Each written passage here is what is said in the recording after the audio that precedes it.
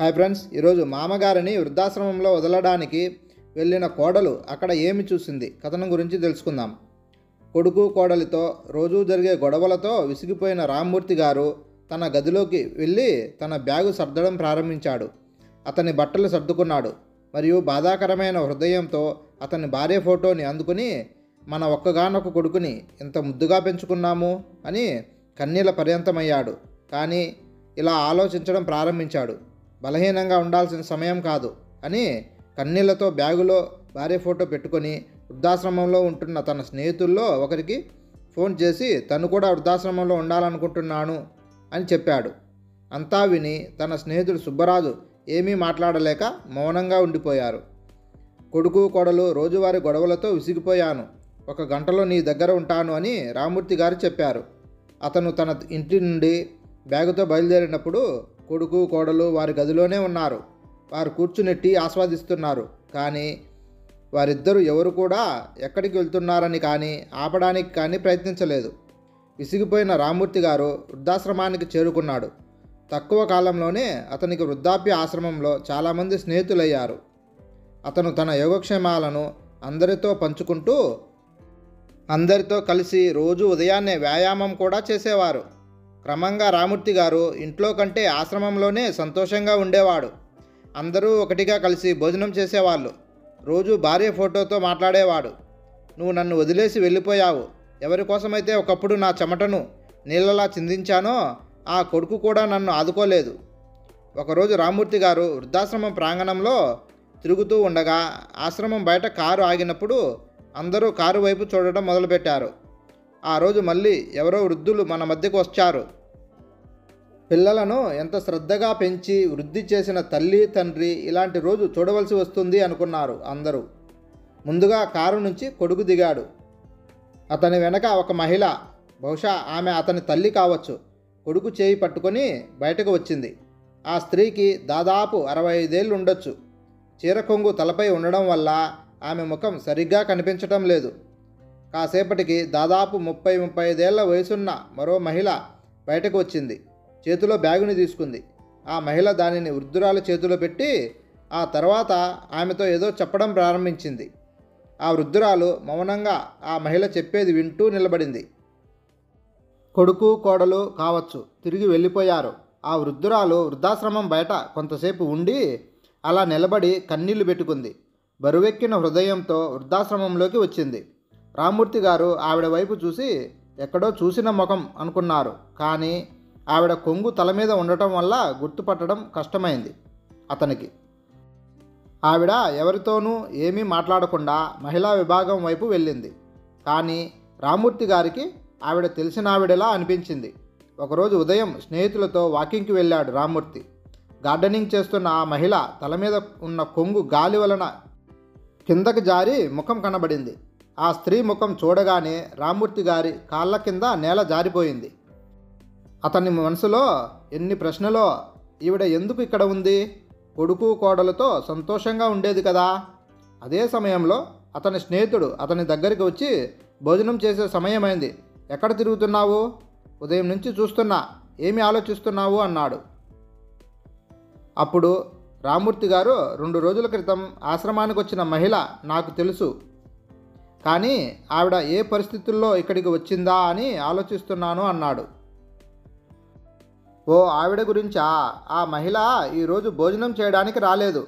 ఈరోజు చాలా బాధగా ఉందని అందుకే నిరాకరించిందట. ఉదయం నుండి ఆవిడ రూమ్లోనే ఏడుస్తూనే ఉందట. పాపం, కొడుకు కోడలు చేసే పని అలాంటిది మరి అన్నాడు సుబ్బరాజు. సంతోషంగా ఉన్న తన జీవితంలో ఇంతటి దుర్దినాలు రావడానికి కారణం తెలుసుకోవాలని రామ్మూర్తి గారు అన్నపూర్ణని కలవడానికి మహిళా విభాగంలోకి వెళ్ళారు. తనని కలవడానికి వచ్చిన రామ్మూర్తి గారిని చూసి అన్నపూర్ణ కొంచెం ఆందోళన చెందారు. ఆపై రామ్మూర్తి గారు అన్నారు, మీరు నన్ను గుర్తించారని నాకు తెలుసు. అయితే మీరు ఈ పరిస్థితికి రావడానికి కారణం ఏంటో నాకు తెలియదు. ఆ మాటకి ఆమె కళ్ళల్లో నీళ్లు తిరిగాయి. అది చూసిన రామ్మూర్తి గారు ఇలా అన్నారు, అన్నపూర్ణ గారు బాధపడకండి, నాకు కూడా ఈ లోకాన్ని అడగాలనిపిస్తుంది. వృద్ధాప్యంలో ముసలి తల్లిదండ్రులను ఎందుకు తోసేస్తారు? మనుషులకు ఆత్మగౌరవం లేదా అని బయటకు వెళ్ళిపోయాడు. తన ఆలోచనలో మునిగిపోయిన రామ్మూర్తి గారికి ఇంటి పరిస్థితులు గుర్తుకు వచ్చాయి. నెల క్రితం బాత్రూంలో జారిపడి కాలికి బలమైన గాయమైన సంఘటన గుర్తు చేసుకున్నాడు. పెద్ద గాయమే అయింది, కానీ కోడలు అస్సలు పట్టించుకోలేదు. అతని కొడుకు ప్రభాకర్, ఏంటిది నాన్న, చూసి నడవలేరా? ఇంత తొందరపాటు అవసరం లేదు మీకు. ఏ పని చేయాలో తెలీదు, మాకు పనులు తగిలిస్తావు. పని లేకుంటే రోజంతా నీ గదిలో హాయిగా కూర్చో. ఇలాంటి పనులు చేసి సతాయించడం ఎందుకు అక్కడా ఇక్కడా తిరుగుతూ ఉంటావు అని అరిచాడు. ఒకరోజు రామ్మూర్తి గారు ఆఫీస్కి వెళ్తున్న కొడుకుతో, నా కళ్ళద్దాలు సరిచేయించు, విరిగిపోయాయి, నాకు సరిగ్గా కనిపించడం లేదు అన్నాడు. ఆ మాటలు విన్న కోడలు గట్టిగా అరుస్తూ, మంచం మీద కూర్చొని తినడం తప్ప ఏమీ చేయరు, మీకెందుకు ఇప్పుడు కొత్త కళ్ళద్దాలు, మా ఖర్చులు పెంచడానికి కాకపోతే అని గట్టిగా అరిచింది. ఇలాంటి సంఘటనలు గుర్తు చేసుకుంటూ రామ్మూర్తి గారు ఆలోచనల్లో కూరుకుపోయాడు. అతని మిత్రుడు సుబ్బరాజు ఎదురుగా నవ్వుతూ కనిపించాడు. అతని మొహం చూసి రామ్మూర్తి గారు, ఏంటి సుబ్బరాజు, ఈరోజు చాలా సంతోషంగా ఉన్నావు అన్నాడు. అందుకు ఈరోజు నా కొడుకు పుట్టినరోజు అని ఫోన్ చేశాడు. ఈరోజు నన్ను కలవబోతున్నాడు కాబట్టి చాలా సంతోషంగా ఉన్నాను అన్నాడు. ఈరోజు అతని ముఖంలో నవ్వు చూడటం నాకు చాలా సంతోషంగా ఉంది. ఏంటి సుబ్బరాజు, అతను నిన్ను వృద్ధాశ్రమంలో విడిచిపెట్టాడు. సంవత్సరంలో ఒక్కసారి మాత్రమే నిన్ను కలవడానికి వస్తాడు. మీరు అతని కోసం సంతోషంగా ఉన్నారా అన్నాడు రామ్మూర్తి గారు. అప్పుడు సుబ్బరాజు గారు, ఇది నాకు చాలా పెద్ద విషయం అన్నాడు. కానీ రామ్మూర్తి గారికి సుబ్బరాజు కొడుకుపై కోపంగా ఉంది. తన గదిలోకి వెళ్ళిపోయాడు. వృద్ధాశ్రమంలో ఉన్న ప్రతి ఒక్కరికి వారి జీవితంలో ఏదో ఒక కథ ఉంటుంది. ఆశ్రమంలో ఉండడం వెనుక ఖచ్చితంగా ఏదో ఒక కారణం ఉంటుంది. ఎవరూ తన సొంత ఇష్టానుసారం వృద్ధాశ్రమానికి రారు. అయితే చూడు, వృద్ధులంతా తమ చేదు జ్ఞాపకాలను గుర్తుంచుకుంటారు. కొంతమంది తమను తాము కాలానికి అనుగుణంగా మలుచుకొని సంతోషంగా ఉండటానికి ప్రయత్నిస్తారు. పిల్లలు, వాళ్ళ కొడుకు, కోడలు, మనవరాళ్ళు ఇలా వస్తున్నప్పుడు నాకు కూడా నా భార్యతో గడిపిన చేదు జ్ఞాపకాలు గుర్తుకు వస్తుంటాయి. అలాగే తన కొడుకు, కోడలు నా పట్ల చేసిన అకృత్యాలు గుర్తుకొస్తుంటాయి అని కన్నీళ్ల పర్యంతమయ్యాడు. రామ్మూర్తి గారికి కవిత్వం రాయడం అంటే చాలా ఇష్టం. అందుకే వినోదం కోసం కొంత సమయం పాటు కవిత్వం రాసేందుకు కూర్చునేవాడు. ఒకరోజు కాగితంపై అతను తన పరిస్థితిని వివరిస్తున్నప్పుడు అతని ఆలోచనలు కన్నీళ్లతో నిండిపోయాయి. ఆ సమయంలో ఆశ్రమ డైరెక్టర్ తన వద్దకు వచ్చి రామ్మూర్తి గారు అని పిలిచాడు. ఆ సమయంలో కాగితం మడిచి జోబులో పెట్టుకుని కన్నీళ్లు దాచుకుని బయటకు వచ్చాడు. మీ మనవడితో పాటు మీ కొడుకు మరియు కోడలు మిమ్మల్ని కలవడానికి వచ్చారు అన్నాడు. అది విన్న రామ్మూర్తి ఆశ్చర్యపోయాడు. మరియు అతని మొహంలో ద్వేషం కనిపించింది. ఈరోజు నా కొడుకు నా కోసం రావడం ఏంటి అని ఆలోచించడం మొదలుపెట్టాడు. కలవడానికి వెళ్ళిన రామ్మూర్తి చూడగానే 5 ఏళ్ల మనవడు తాతయ్య అంటూ వేగంగా అతని వైపు పరిగెత్తుకుంటూ వచ్చి కాళ్లకు అతుక్కుపోయాడు. రామ్మూర్తి గారి కళ్ళల్లో నీళ్లు తిరిగాయి. ఇప్పటి వరకు వృద్ధాశ్రమంలో మనస్ఫూర్తిగా జీవితాన్ని గడుపుతున్నాడు. కానీ మనవడిని చూడగానే గుండె బలహీనపడడం మొదలైంది. అకస్మాత్తుగా అతని మనసులో నా నిర్ణయానికి కట్టుబడి ఉండాల్సిన సమయం ఇదే అనే ఆలోచన వచ్చింది. అలా ఆలోచిస్తూ కోపంగా కొడుకు వైపు చూసి, నువ్వు ఇక్కడికి ఎందుకు వచ్చావు? ఇక్కడి నుండి వెళ్ళిపో. నేను ఇక్కడ బాగానే ఉన్నాను. నేను ఎవరినీ కలవాల్సిన అవసరం లేదు, వెళ్ళిపోండి అన్నాడు. నాన్న, అసలు విషయం ఏమిటంటే ఈరోజు ప్రదీప్ పుట్టినరోజు మరియు మేము ఇంట్లో పార్టీ ఏర్పాటు చేశాము. ప్రదీప్ బర్త్డేకి నువ్వు కూడా ఉండాలి అని అంటున్నాడు. నువ్వు వస్తే మీ మనవడికి కూడా నచ్చుతుంది అన్నాడు. అప్పుడు రామ్మూర్తి గారు, చూడు, నేను ఆ ఇంటి నుండి వెళ్ళిపోయాను. ఇప్పుడు అక్కడికి రావాలని లేదు అన్నాడు. నాన్న, మన ఫ్యామిలీ ఫ్రెండ్స్ని, బంధువుల్ని చాలామందిని పిలిచాను. అందరూ వచ్చి మీ గురించి అడుగుతారు. అప్పుడు నేనేం చెప్పాలి అన్నాడు. అదే విషయం.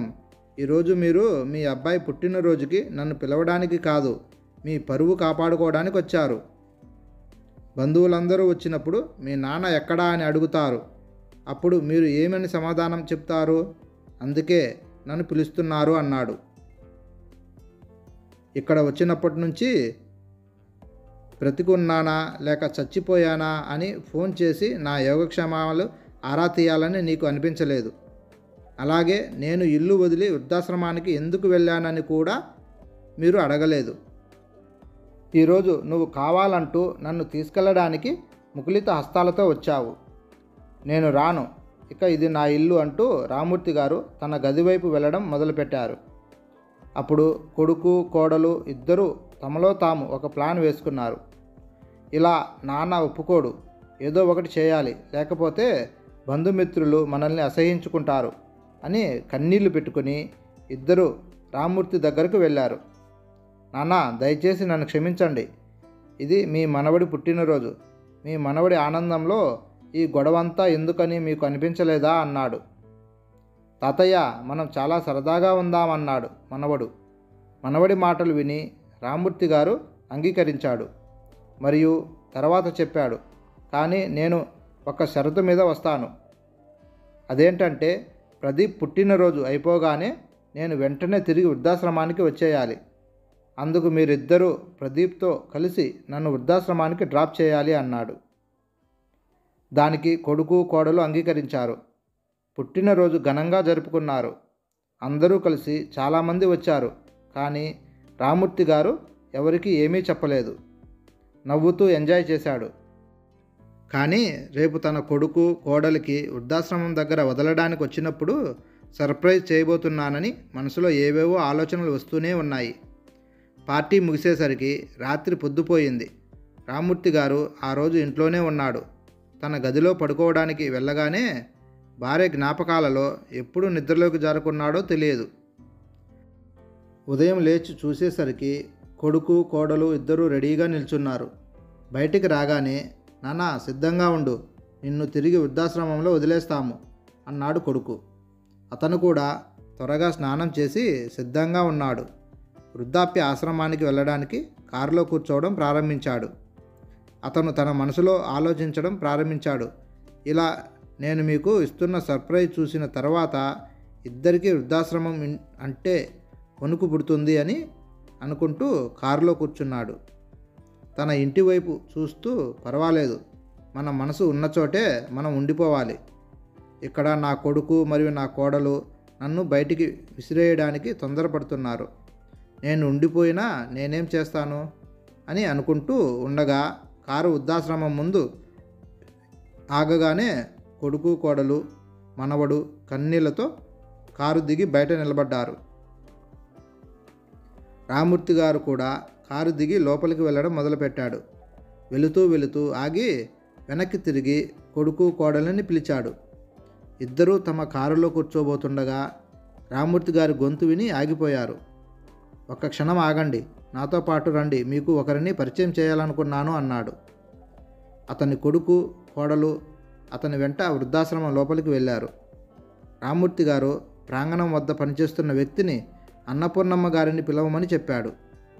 ఆమె బయటకు రాగానే రామూర్తి కొడుకు ఆమెను చూసి కంగు తిన్నాడు. కోడలు శాంభవికి అయితే కాళ్ళలో వణుకు ప్రారంభమైంది. ఇక వాళ్ళ ఆశ్చర్యానికి అవధులు లేవు. పరిగెత్తుకుంటూ వెళ్ళి ఆవిడను కౌగిలించుకుని ఏడవడం మొదలుపెట్టింది. అమ్మా, ఇక్కడేం చేస్తున్నావు? నువ్వెప్పుడు ఇక్కడికి వచ్చావు? నీతో మాట్లాడాలని ఎన్నిసార్లు ఫోన్ చేశాను. అన్నయ్య వదిన మీరు తీర్థయాత్రలకు వెళ్ళాలని చెప్పారు. నేను కూడా నిజం అనుకున్నాను. కానీ ఆ క్రూరమైన మొగుడు పెళ్ళాం నిన్ను వృద్ధాశ్రమంలో విడిచిపెట్టారని నాకు తెలియదు అంది. కూతురు మాటలు విని కన్నీళ్లు పెట్టుకుంది అన్నపూర్ణమ్మ. శాంభవి, మీ అన్న వదిన నీతో అబద్ధాలు చెబుతున్నారు. నన్ను వృద్ధాశ్రమంలో నెల రోజుల క్రితం వదిలేశారు. అయితే నాకు ఎందుకు ఫోన్ చేయలేదమ్మా అని అడిగింది శాంభవి. నేను మీకు ఫోన్ చేసి ఎలా చెప్పగలను? నేను వృద్ధాశ్రమానికి వచ్చిన రోజు మీ మామగారిని ఇక్కడ చూశాను. అంటే నీకు నా కోడలికి తేడా లేదు. అలాంటప్పుడు నేను మీకు ఫోన్ చేసి మీ అన్నా వదిన చేసే అకృత్యాల గురించి ఎందుకు చెప్పాలి అంటూ అన్నపూర్ణ గారిని కౌగిలించుకున్న కూతుర్ని ఆమె నుండి వేరు చేస్తూ, నువ్వు నా కూతురు అని పిలవడానికి అర్హురాలివి కావు. అందుకే నాకు దూరంగా ఉండు. నా కొడుకు మరియు కోడలు నన్ను ఇంటి నుండి గెంటేశారు. అలాగే నా కుమార్తె కూడా తన మామగారిని ఇంట్లో నుండి గెంటేసింది కాబట్టి మొత్తంగా నా ఇద్దరు పిల్లలు పలికిమాలిన వారిగా మారిపోయారు. ఇప్పుడు నన్ను మీ అమ్మ అని చెప్పుకోవడానికి కూడా సిగ్గుపడుతున్నాను. ఒకరు తల్లిని ఇంట్లో నుంచి గెంటేశారు, మరొకరు మామగారిని ఇంట్లో నుంచి గెంటేశారు అని అంటున్న అమ్మ మాటలు విని శాంభవి సిగ్గుతో తలదించుకుంది. అమ్మా, నన్ను క్షమించు, చాలా సిగ్గుపడుతున్నాను, చాలా పెద్ద తప్పు చేశానమ్మా అంది. వెంటనే శాంభవి ఆమె మామగారి పాదాల మీద పడి క్షమించండి మామయ్య గారు అంది. అప్పుడు కొడుకు ప్రభాకర్ కూడా క్షమాపణలు కోరాడు. వెంటనే నాన్నగారు, అత్తగారు, మీరిద్దరూ ఇంటికి మాతో పాటు పదండి, మీకు సేవ చేయడానికి మాకు అవకాశం ఇవ్వండి అన్నారు. అప్పుడు రామ్మూర్తి గారు మరియు అన్నపూర్ణమ్మ గారు ఇద్దరూ నిరాకరించారు.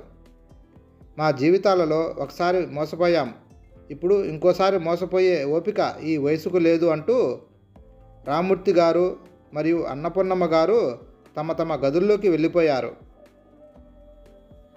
శాంభవి, ప్రభాకర్ విచారకరమైన హృదయంతో ఇదే వారికి జీవితకాలపు శిక్షలాగా ఇద్దరినీ చూస్తూ నిలబడిపోయారు. హాయ్ ఫ్రెండ్స్, ఈ కథ మీకు నచ్చినట్లయితే please like and subscribe friends.